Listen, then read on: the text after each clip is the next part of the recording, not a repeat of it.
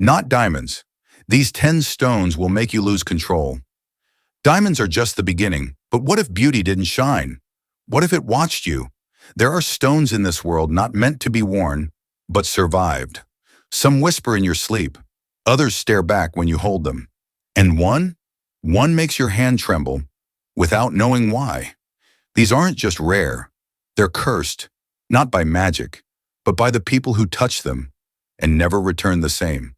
From the darkest mines of Africa to the frozen cliffs of Madagascar and the volcanoes that buried entire cities. These 10 gemstones have made kings fall, empires crack, and collectors disappear. They don't sparkle, they spiral, they burn, they bleed, and they remember you, not diamonds, something else. And if you think you can stop watching after 5 minutes, try looking away when number 7 starts whispering your name. Welcome to the 10 stones that make people lose control. They found it deep in the copper jungles of Africa. Not glowing, not sharp, just spiraling. Overlapping rings that pull your gaze inward until you forget how long you've been looking. Some say it's just malachite. Others say it breathes. But one truth remains. The longer you hold it, the harder it becomes to let go. Not because it's beautiful, but because it wants you to. Top 10. Serpent Malachite, the venom of greed. Our journey takes us deep into the steaming jungles of Central Africa, where an ancient green stone coils beneath the earth like a frozen serpent. Not a glimmer, not a sparkle, just hypnotic, endless waves of green, spinning, breathing, alive. You won't believe what shapes its perfect coils. What happens when greed stares too long into its swirling depths? We'll show you in 60 seconds. In the copper-soaked soils of the Congo Basin, miners stumble upon something unlike any other green gem. It's not sharp like an emerald, and it's not milky like jade. They find serpent malachite, a stone that seems to spin inside itself, its bands curling inward like the body of a coiled snake preparing to strike. Malachite has always been tied to copper. As rainwater seeps through copper-rich rock, chemical reactions over tens of thousands of years form layer upon layer of vibrant green carbonate. Most malachite grows in random swirling blobs. But serpent malachite demands something rarer: complete stillness, perfect mineral flows, absolute patience from the earth. The result is breathtaking. Endless, concentric rings of green, each band circling tighter than the last, like ancient growth rings recording not the years of a tree but the breath of the planet itself. Legends say the stone hums underground and whispers that some miners won't enter certain shafts where these veins run, afraid of what they call the snake's chambers. Its history slithers back into antiquity. Egyptian priests carved malachite amulets to ward off evil. In medieval Europe, it was said to protect children from nightmares. Russian czars fell under its spell centuries later, filling entire palace halls with enormous malachite columns and fireplaces that still gleam with their hypnotic green today. Modern gem-quality serpent malachite still comes almost entirely from the Congo, pulled from narrow shafts carved by hand, where every swing of the pickaxe risks collapse. The best specimens feature tight, flawless coils, so precise that jewelers and collectors often mistake them for being artificial. When polished, the stone reveals its true hypnotic power. Massive cabochon rings, with swirling eyes staring back at the wearer. Bold necklaces where entire panels of green seem to ripple under the light. Rare museum slabs, worth tens of thousands, destined for private collections. But behind the beauty lies fragility. With a Mohs hardness barely reaching 3.5, malachite scratches easily. Heat, acids, and even sweat can damage its polish. Many high-end pieces require special resins to stabilize their surface. On the market, serpent malachite occupies its strange corner of luxury. Fine cabochon may fetch $100 to $500 a piece. Museum-quality slabs can exceed $2,000. One-of-a-kind designer jewelry, often commissioned by European houses, can reach $20,000 or more. But its most dangerous price is not measured in dollars. Collectors speak of its strange pull, how you can't stop staring once you start. How the stone seems to breathe under light, drawing your gaze, tightening its coils. Because Serpent Malachite doesn't shout, it whispers. And for those who listen too long, it whispers of greed. It looks like the color of clarity, ice, sky, calm. But what if blue didn't mean peace, but numbness? In the frozen cliffs of Madagascar, there's a stone that traps light like ice traps breath. It doesn't shine, it suffocates. And those who've held it for too long say the cold doesn't touch the skin first, it touches the memory. Top 9. Frozen Aquamarine, the tear that never thawed. Some stones shine like fire. Some glow like sunlight caught in glass. And then, there's the one that remembers. High in the skeletal ridgelines of the Karakoram, where air thins and the sky turns to silence. A glacier breathes its last breath beneath a mountain of ice-stained stone. There, carved into metamorphic rock, fractured by time and pressure, lies a crystal that does not glitter, only lingers. Pale, still, cold. Frozen aquamarine. It does not welcome you. It does not reject you. It waits, like grief. Not water, ice, not light, memory. Most know aquamarine as bright and oceanic. Its name means water of the sea. But this version is no tropical lagoon. This is water that forgot how to move. It is aquamarine stripped of comfort, stripped of glow. What remains is something spare, honest. A crystal that doesn't sparkle under light, but absorbs it, softly, quietly, like a sigh in a cathedral. What gives it its subdued tone is still iron, as with standard aquamarine. But here the coloration is pale, clouded, as if the blue itself has turned inward. Inside each shard lie microfractures, trapped gas, vapor bubbles, and fluid pockets, the scars of eons of pressure. It's the kind of pressure that doesn't bend. It waits until you break. Born in the absence of warmth, frozen aquamarine forms only in select pockets of the world. Northern Pakistan, high Madagascar, the occasional Himalayan outcrop. Locations where temperature plummets, oxygen thins, and every crystal must form without haste. Miners describe the veins as ghost veins, barely visible to the naked eye, often sealed behind a rock so dry it crumbles to powder. Extraction is brutal. One bad swing and the entire formation can collapse. Some specimens are lost forever, left in ice because the mountain would rather keep them than see them shattered. In remote valleys of northern Pakistan, healers would place this stone in the hands of the grieving, not to erase sorrow, but to give it shape, to show that some things must be held, not healed. In old Malagasy tradition, it was said to be a mirror for the invisible, used in silent rituals for those who had lost not a person, but a part of themselves. It was never worn as jewelry, it was kept, hidden in pockets, wrapped in linen, placed under pillows not to summon dreams, but to hush them. In recent years, some therapists and spiritual practitioners have begun using it during deep trauma recovery, describing it as an anchor in the absence of voice. Quiet in the hand, heavy in the heart. Frozen aquamarine is not a stone of decoration. It doesn't love light. It remembers shadow. When cut, it requires extreme care. Many specimens self-fracture during lapidary work, especially if improperly cooled. Even ultrasonic cleaners can destroy it. But when preserved in its raw state, even chipped, even cloudy, it carries a beauty that defies trends. Stones that look like frozen tears locked behind blue-gray frost. Jewelry pieces that almost vanish against the skin. Museum fragments encased in glass like holy relics. Prices for such stones vary widely. Commercial quality starts at $50 per carat. Fine, unheated pieces with ghost-like translucency can rise to $1,500 or more. But for many, value isn't the point. Frozen aquamarine is not collected. It's kept, like a photo no one shows but can't throw away. Because not all guardians roar. Some watch without speaking. Some shield without light. Frozen aquamarine isn't protected by power. It is protected by presence.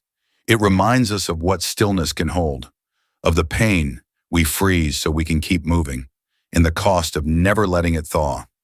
This is not a stone for those who want to shine.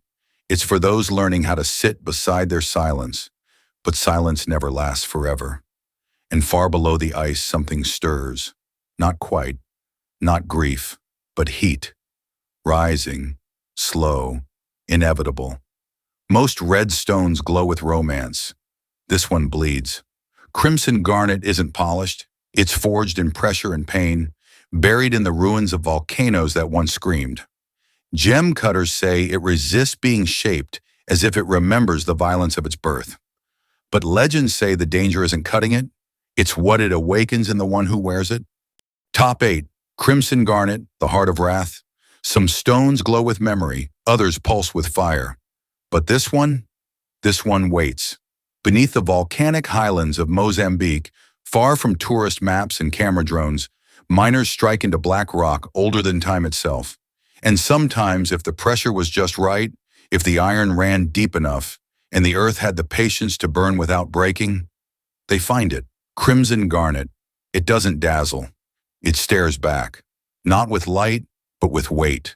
Not with brilliance, but with depth. As if the stone itself remembers something it can't unsee.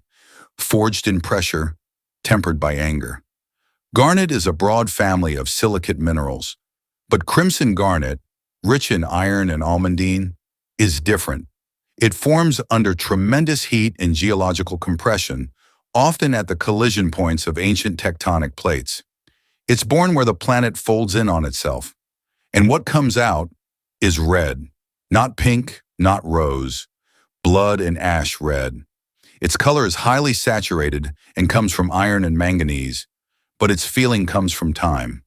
Time held under pressure. Time is not allowed to scream. Crimson garnet isn't about sparkle. It doesn't catch the eye. It holds it. The longer you look, the more it feels like the stone is seeing into you, past the politeness, the story, to something raw. A legacy of power, not peace. This isn't a crystal that comforted monks. It was carried into war. Ancient Persians placed it at the tips of arrows, believing it carried the fury of Mars. In Saxon England, warriors buried it with their swords so their wrath could follow them into the afterlife. Even in the Victorian era, garnet wasn't used for romance, but for mourning. The final breath. The pain is unspoken. The goodbye was never said. That's where crimson garnet lives. Russian czars lined entire rooms in polished garnet. Walls meant not to soothe, but to warn. Even today, some African tribes treat it suspiciously, believing it awakens too long-buried tempers. This isn't folklore. It's a pattern. Where garnet gathers, the air tightens, and people listen more than they speak. The fire beneath control. The most prized garnets show deep internal layering, color zoning like smoke trapped in molten wine. Some hold rudal needles. Others show star patterns under direct light. But the truest crimson garnets? They are dark, not black, but so deep in red they seem to hum. Cutters know this stone doesn't need facet fireworks. It needs mass, weight, cabochons the size of a thumb, polished smooth like river stones. Rings that feel more like relics than accessories. You don't wear a crimson garnet to shine. You wear it when you're done hiding. On the market, it's a paradox. Common garnet is abundant and cheap, but crimson garnet from high iron zones, especially Mozambique and Sri Lanka, changes the conversation. Small commercial stones, $50 to $200 per carat. Museum-grade cabochons with depth and star flashes, $2,000 plus. Provenance pieces, stones pulled from old battlefields or tied to ancestral lineage, priceless in private trades. Jewelers don't chase this stone for luxury. They seek it for meaning. This is for clients who need to remember what they survived. Because crimson garnet doesn't protect like a guardian. It reminds me of a witness. The heart never forgets. Crimson garnet isn't angry. It remembers what made it that way. It teaches that wrath isn't always noise. Sometimes it's the thing that smolders beneath silence. Sometimes it's the heat you swallow to keep peace. And sometimes, when held, when faced, it becomes something else. Strength, boundary, resolve. This is not a gem for peacekeepers. It's for those who have burned and still walked forward. But deeper than rage lies something darker still. Not fire, not fight, but decay. It flickers gold, innocent, almost divine. But this glow comes from sulfur veins where nothing lives, only smolders. Sulfur topaz doesn't invite, it tempts. Old miners said it speaks to your wants in your voice. Not louder, just clearer. The question isn't whether you'll listen, but whether you'll even realize you already are. Top 7. Sulfur Topaz, the flame of sin. Some stones reflect the soul, others tempt it. In the scorched volcanic calderas of northern Brazil, where the air reeks of copper and sulfur, and the ground smokes as if cursed, there rises a crystal so bright, so gold, it was once believed to be forged in the mouth of hell itself.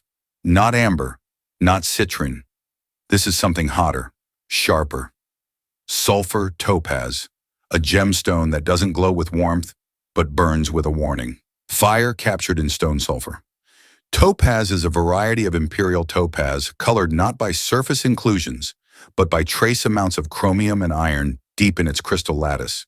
The result is a gem that radiates in blazing gold, oranges, and blood amber. Not soft, not passive, but alive with appetite.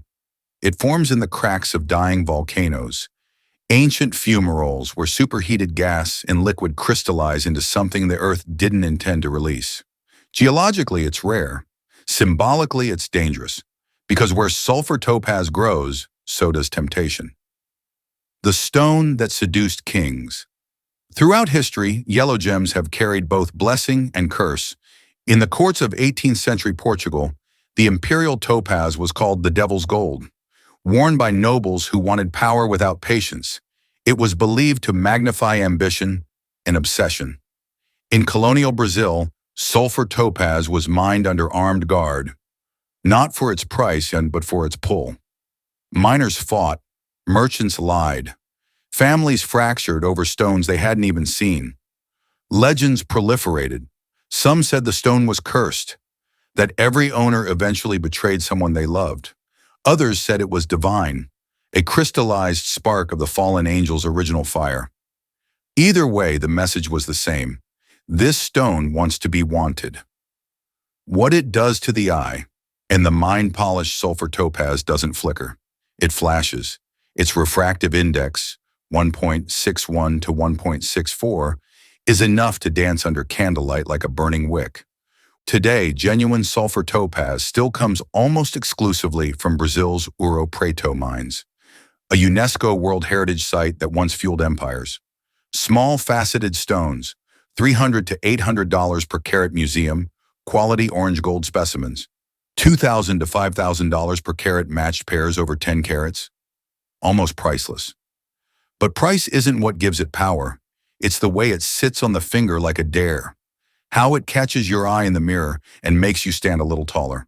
How it doesn't ask for permission, it assumes it. Many high jewelers refuse to stock it, not due to rarity, but to inconsistency. No two stones behave the same. Some remain stable, others fade, crack, or vanish from records after private sale.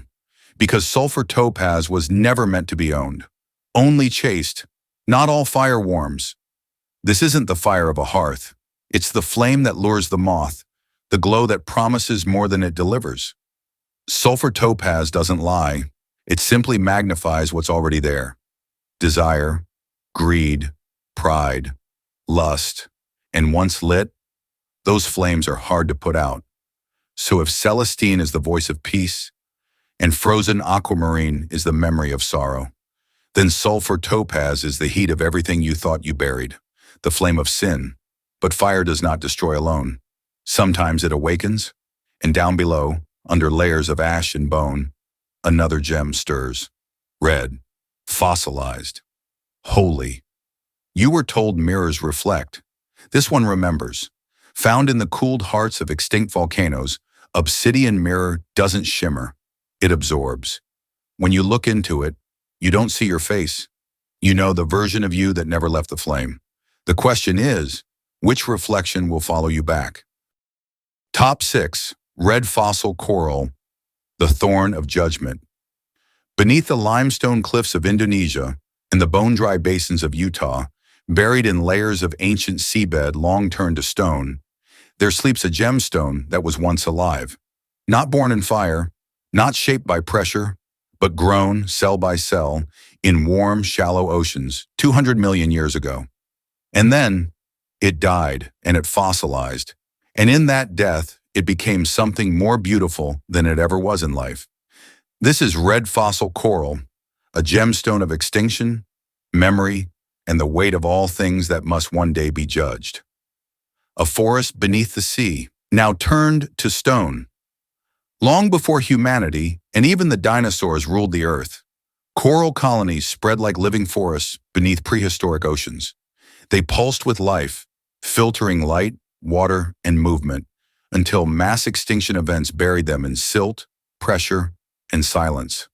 What was once soft, breathing life slowly turned to silica. Minute by minute, century by century, skeletons became chalcedony, the sea became stone, and somewhere along that geologic transformation, the color turned red. Red like rust, red like blood, red like warning. Most fossil coral is soft beige, dusty gray, or sandy pink. But the rarest kind that whispers of punishment, not peace, is blood red. This coloration doesn't come from pigmentation. It comes from iron oxide seeping into the fossil over tens of thousands of years. The result? Intricate patterns like ancient lace, each line the outline of a coral polyp. Each cell is a silent scream from a world that no longer exists. Collectors call it blood reef. Indonesian carvers call it karang berdara, bleeding coral. Its surface is hard like agate. Its structure is microscopic fossil geometry. And when polished, it glows, not from within, but beneath, like light being remembered, not emitted. A stone carved by empires, red fossil coral, has been traded for millennia. The Romans imported it from the Middle East, believing it warded off death. Japanese sword makers embedded it into hilts, not for beauty, but for spirit containment. In Balinese lore, warriors were buried with coral beads carved into thorns, to remind the gods that even the dead should answer for the sins of the living. No other gemstone carries such quiet menace. It's not evil, it's aware. That's why monks in Java kept it wrapped in cloth.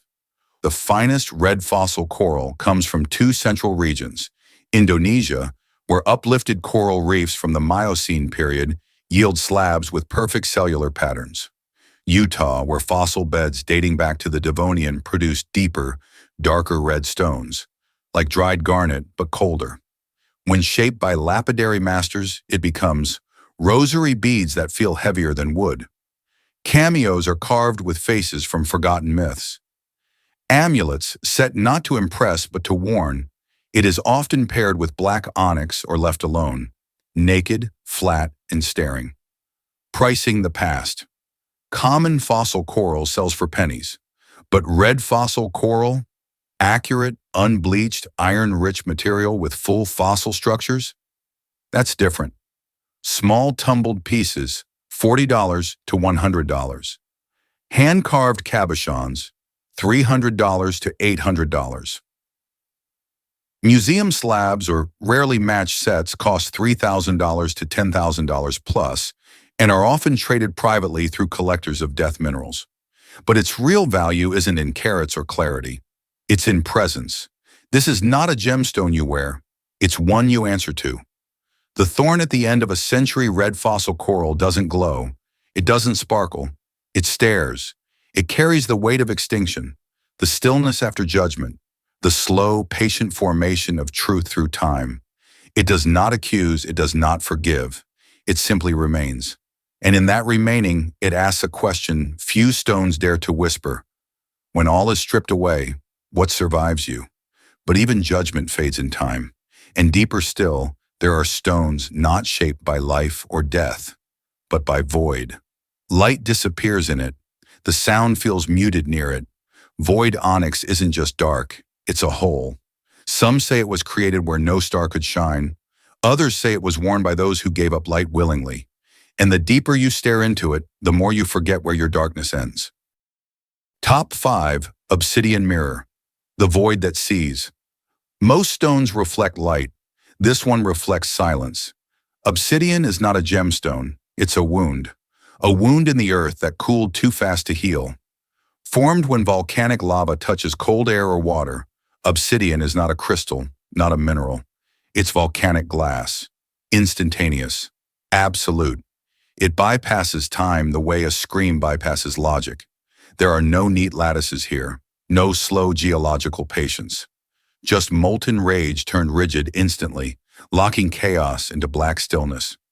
And in the rarest conditions, where lava meets air with perfect velocity and remains undisturbed, you get a surface so smooth and pitch dark that it stops being a rock and becomes a mirror with no shine, a mirror that doesn't return your face, a mirror that watches you. For the Aztecs, it was no trinket. Their word was mezcal, not meaning mirror, but shining obsidian darkness. It was the tool of Tezcatlipoca, the god of judgment and sorcery. High priests used these mirrors to speak with spirits, read the fate of empires, choose kings, and name sacrifices. They believed a mirror like this did not show the future or the past. It showed the actual present, the part no one wants to see, the mask beneath the mask. In Renaissance England, it crossed oceans in the hands of conquistadors. One such mirror ended up in the possession of Queen Elizabeth's occult advisor, Dr. John Dee. He did not use it to predict royal victories. He used it to question angels, to stare into other dimensions. He was eventually cast out, buried in silence, his mirror intact. It now rests in the British Museum. But no velvet rope can shield it. People still say it feels like it's looking back. What makes Obsidian Mirror so dangerous is not its appearance. It's how it rearranges your mind. Hold it in your hand, and you notice the weight first. Not heavy, dense. It's like it's made of compressed memory. Its surface feels cooler than stone, almost like ice. But when you stare into it long enough, it warms. Not physically, but cognitively. The image you see doesn't shimmer like water. It hardens, anchors, clarifies, and then it asks. It doesn't speak aloud. It doesn't need to. It asks. Are you ready to see who you are when no one's watching? Are you ready to confront the parts of you you've kept perfectly still, perfectly cold, like lava never allowed to erupt? Are you ready to meet the version of you that remembers every compromise, every deflection, every moment you refuse to feel? In modern practice, obsidian mirrors are used in shadow work, a branch of psychological spiritual healing focused not on light but on integration. Therapists, ritualists, and trauma workers place the mirror on the table, not for clients to admire, but to enter. One client described it as making eye contact with something that knew what I was ashamed of before I spoke. That's the thing. The mirror doesn't accuse. It doesn't forgive. It just makes you answer. Obsidian is brittle, ranking around 5.5 on the Mohs scale. But spiritually, it cuts cleaner than diamond. It fractures in perfect conchoidal curves, razor sharp, like the ripple left in the water after a scream. Ancient cultures used obsidian knives to perform the most sacred rituals, including bloodletting and heart removal. The blade of truth must be clean after all. Flawless obsidian mirrors, those without ripple, fog, or vein, are rare today, especially if they're large. Most are made in Mexico, Armenia, or Ethiopia. Price? Irrelevant. Small scrying mirrors. $50 to $200 high-grade ceremonial discs. $800 to $3,000 museum pieces with Aztec provenance? Unbuyable. But value has never been the point. This isn't a mirror you buy, it's a mirror you survive, because the obsidian mirror does not reflect what others see in you. It reflects what you've refused to see in yourself. The lie you told and never retracted. The silence you held when truth demanded noise. The part of you that wanted destruction, not because it was evil, but because it was honest. This mirror doesn't sparkle. It remembers. And once you've looked into it, it follows you, not as a ghost, but as a knowing. Some say it's cursed, others say it's sacred. But those who know it and have sat with it long enough to feel its gravity understand that it is not a tool. This is a reckoning, and it is only the beginning. Because below even this, Below reflection, below shadow, there lies something worse. Void. A stone that doesn't reflect, doesn't see, doesn't ask. It simply erases. It speaks, but not in sound. Just shimmer. A slow, sideways light that shifts when you're not looking. Whispering Moonstone was once thought to be frozen moonlight, but mystics warned, don't wear it under a full moon. It doesn't open dreams. It pulls you into one that wasn't yours to begin with. Top 4, Void Onyx, the black hole of the soul. There is darkness, and then there is a void. Darkness holds the possibility of light. Void does not. It devours even the memory of it. Somewhere deep beneath the dead mountains of Yemen, buried in fault lines that haven't shifted in 10 million years, miners strike a layer of basalt so dense it eats their headlamps. Within it were veins of something colder than night, something so black it doesn't reflect, shimmer, or even register as color. It just absorbs. Void onyx. Geologists classify it as a cryptocrystalline chalcedony, agate, and traditional onyx cousin. But this variety defies the rules. It has no banding, transparency, or white, cream, or amber layers. It is total, absolute gravitational black, a color so deep it consumes definition. Hold it under direct sunlight, and it disappears into itself. Shine a flashlight onto its surface, and it returns nothing. Not even a silhouette. It's as if the stone swallows light, not like a shadow, but like a verdict. Ancient Sabian tribes called it Ain Aswad, the eye that closes. They believed the stone could draw out the rot beneath the rib cage, not sickness, but emptiness. It was never worn as jewelry. It was buried at a crossroads and placed in tombs to seal the restless, embedded into obsidian altars where oaths were made, then never spoken of again. Even today, Yemeni locals avoid certain caves not because they are unsafe, but because they are too quiet. One miner, interviewed anonymously in 2018, recalled, "I took 3 pieces home. That night, every mirror in the house fogged. My wife dreamed of tunnels. My son wouldn't speak. He returned them to the earth the next day. The silence left with them." What makes void onyx more terrifying than any cursed gem is its indifference. Other stones shimmer with memory, hum with power, and whisper stories. This one doesn't whisper, it erases. Put it next to a diamond, and the diamond goes dull. Set it beside gold, and the metal feels cheap. Even near human presence, it dominates, not with size, but with absence. Ritualists across Arabia and parts of North Africa have used void onyx not for invocation, but containment. Grief is too heavy for words. Guilt is too dangerous to confess. Some wounds, they say, should not be healed. They should be sealed. When carved, the stone resists detail. It doesn't like to be shaped. It fractures silently. Most cutters prefer simple ovals or domes. No facets, no polish. To polish is to challenge it. Even luxury designers avoid embellishments. They set void onyx into unadorned bands, rings that feel more like warnings than adornments. One famed Italian house once released a limited line called the Apostate Collection. Each ring featured a single void onyx stone surrounded by scorched platinum. Every ring was sold in a sealed envelope, and no one knew what was written inside. Only 20 were made. Only 19 have resurfaced. Market value? Difficult to assess.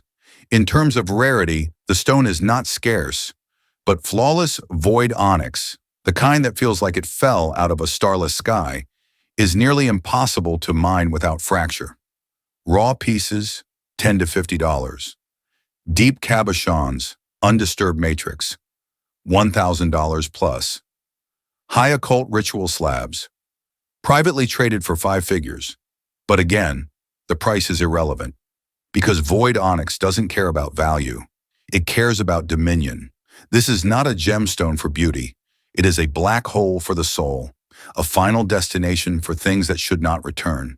It holds the weight of every truth left unsaid, every grief buried too deep, every piece of self you've cut away and tried to forget, and it holds them in perfect stillness. If obsidian is the blade, void onyx is the grave. You do not speak its name. You do not shine it, you survive it. And just when the silence feels infinite, just when you believe nothing could grow in such darkness, a glow appears, software pale, iridescent, not warmth, not life, but something older than both. You don't wear a blood ruby, you survive it. Found in Burma's cursed veins, this stone glows even in shadow, not because of its cut, but because of craving. Kings have killed for it, queens have died with it, and collectors say once you've held it, your hands remember the heat, even after you let go. Top 3. Whispering Moonstone. The voice of madness. It begins with a flicker, not a sound, not a whisper. Just light, shifting where it shouldn't, bending without reason. You blink and it's changed again. A shimmer slides sideways across the stone like moonlight escaping gravity. This is Whispering Moonstone, a gem that doesn't glow. It phases. Unlike other feldspars, this variety is not content to sit quietly in its cabochon. It moves, internally, continuously. A sheen, a ripple, a ghost trapped under glass. Geologists call it adolescence, the strange blue-white light that skates across its surface like fog on ice. But those who've studied it for long know better. This isn't just an optical illusion. It's an invitation. The finest Whispering Moonstone comes from Sri Lanka and southern India, specifically from old mines buried beneath temple grounds where monks refused to dig too deep. They believe the deeper the crystal, the louder it spoke. And it does speak. Wearers have long reported hearing faint murmurs in their sleep, indecipherable, soft yet urgent, like water running backward, like wind stuck in a spiral. In old Vedic tradition, Moonstone was associated with dreams and prophecy, but certain sects warned against holding it during the full moon. Not because it failed to work, but because it worked too well. One scripture fragment describes it not as a tool of vision, but of displacement. A portal through which the mind may pass, but not always return whole. Even the Romans sensed something unnatural. They believed the stone was formed from frozen moonbeams. Not metaphorically, literally. To them, this was crystallized lunar madness, and it was worn not as protection, but as surrender. Centuries later, Victorian mystics embraced it during seances and automatic writing rituals. It was said that Moonstone could amplify the second voice, that thread of thought not quite yours. Some writers kept it under their pillows. Some mediums placed it on their tongues. One spiritualist carved a prayer bead from Whispering Moonstone, inscribed only with a single word, listen. She disappeared in 1872. Her bead was found in a well. Gem cutters say the trick to working with this stone isn't control, it's submission. Too much heat and the shimmer dies. Too much pressure and the veins fracture. To polish it perfectly, one must follow the grain of its madness. The result? Gemstones that appear to shift colors mid-sentence.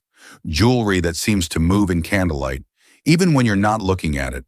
Designers set it into circlets, rings, and amulets designed for ritual use. It's not a commercial display. Collectors say the best pieces refuse to be photographed. The shimmer never quite shows. Only the presence. Value is complex. Commercial-grade Moonstone, $10 to $40 per carat. High adolescent blue flash, 300 plus. Whispering Moonstone with full-body sheen and no cloudiness. Often priceless, traded quietly between mystics, artists, and those who no longer sleep well. But its price isn't measured in dollars. It's measured in what it takes from you. Because this is not a gem that tells the future. It loosens your place in the present. It does not whisper prophecy. It whispers possibility all at once. And too much possibility becomes madness. Those who stare too long into Whispering Moonstone often begin to forget where light ends and shadow begins. Not because the stone deceives, but because it invites. To feel, to drift. Dream with your eyes open until you no longer trust what they see. But beyond drifting light and shifting voice, there lies something harsher, heavier, forged not by whisper, but by flame, where silence is burned away, and every layer is stripped down to judgment. It looks innocent, a soft green, spring-like. But deep beneath volcanic wounds, this peridot grows in places where poison also rises. Ancient medics called it the stone that loves you back, but never simultaneously, because every desire it amplifies eventually eats what you love most. Top 2. Blood Ruby, the heart of bloodlust. It does not sparkle, it burns, not with warmth, not with comfort, but with a hunger so ancient it predates even desire itself. Blood ruby, also called pigeon's blood in the West, Tatwin Thwei in Burma, and the flamen stone among old Persian traders, is not a jewel for the gentle. It is the heartstone of kings, conquerors, killers, and queens who ruled like fire given breath.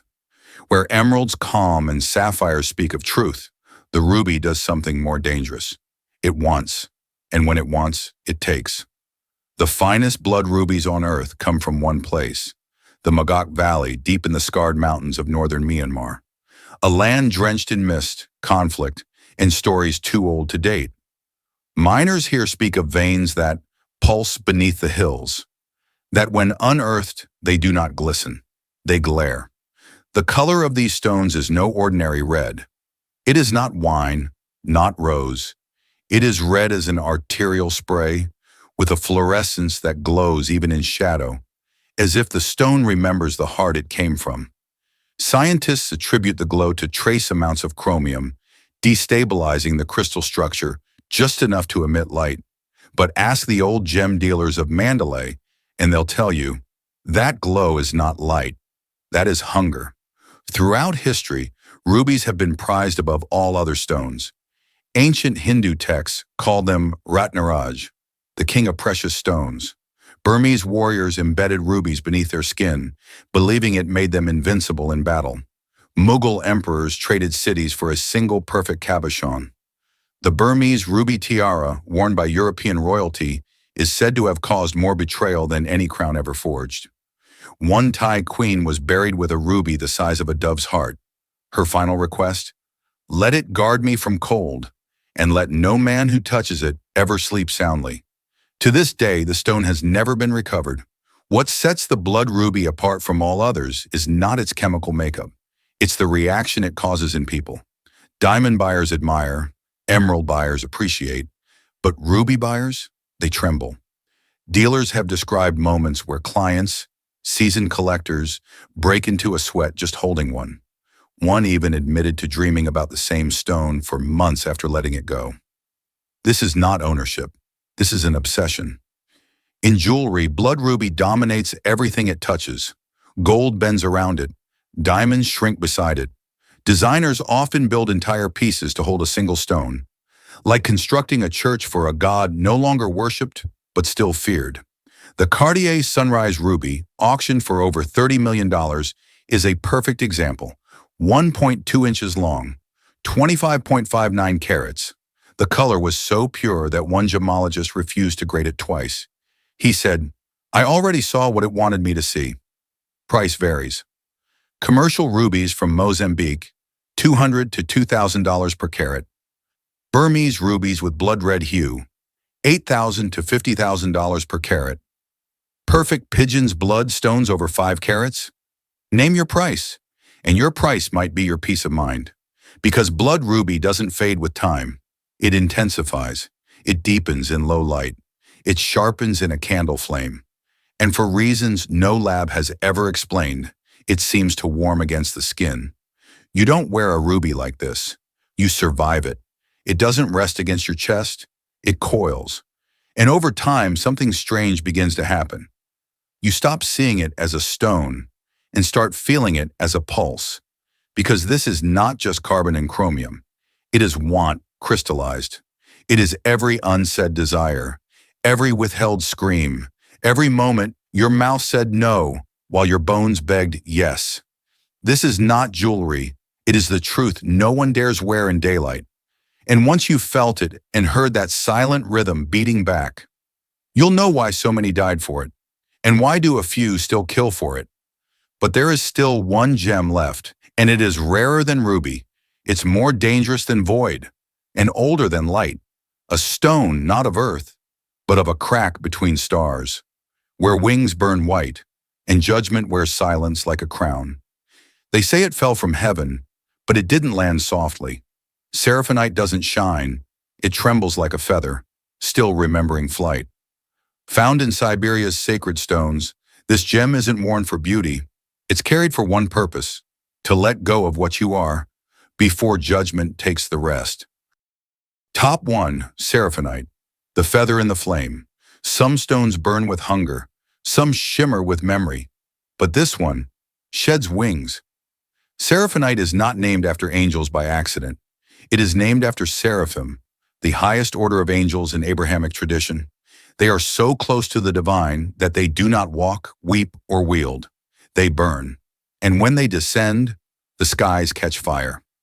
In the shadow of the Lake Baikal region in eastern Siberia, one of the coldest, oldest, and most geologically sacred places on Earth, Seraphinite emerges from a metamorphic rock called chlorite schist, shaped by pressure deeper than mountains remember. It doesn't sparkle, it gleams, with feather-like inclusions of silvery mica that flash inside dark green depths like the brushstroke of wings caught mid-collapse. You don't look at it, you look into it, and what stares back feels older than eyes.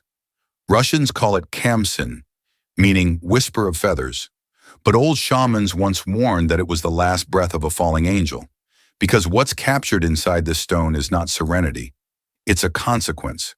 Unlike quartz, garnet, or tourmaline, seraphinite doesn't form in violent eruptions or steady growth, but in profound, suffocating transformation. Heat, pressure, rearrangement of matter until it remembers light again. It is not born of fire, it is born of judgment. When polished, its fibers align in fractal patterns that look like plumage, each thread a ghost of something that once soared. In motion, the stone shimmers like a living wing, but still, frozen. That contradiction, movement held in stillness, makes seraphinite different from every gem before it, because this is not a gemstone for mortals. It is a remnant. Mystics in Russia and Mongolia believe the stone allows you to hear the silence above sound. Monks placed it in their palms during meditations too deep for words. Some say it was used not to contact spirits, but to let go of them. Because seraphinite is not for summoning, it is for release. And that's the secret. Seraphinite does not grant power. It strips everything away until only the truth is left. No lies, no noise, just the echo of who you were. Before fear.